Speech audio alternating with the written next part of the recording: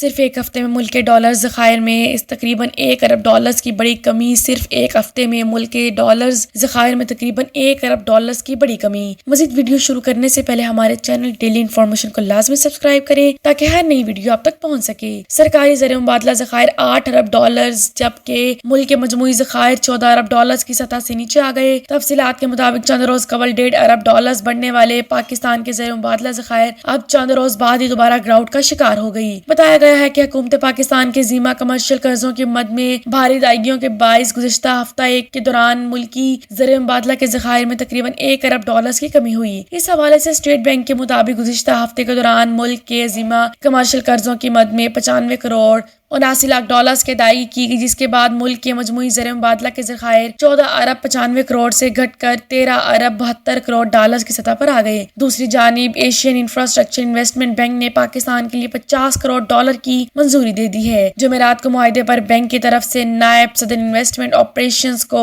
Constantine لیکٹووسکی نے دستخط کیے۔ فنڈز رواں ماہ اسٹیٹ بینک منتقل ہو جائیں گے۔ یہ فنڈ ایشیائی ترقیاتی بینک کی کو فنانسنگ سے پاکستان کے لیے بریس پروگرام کے تحت دیے جا رہے ہیں۔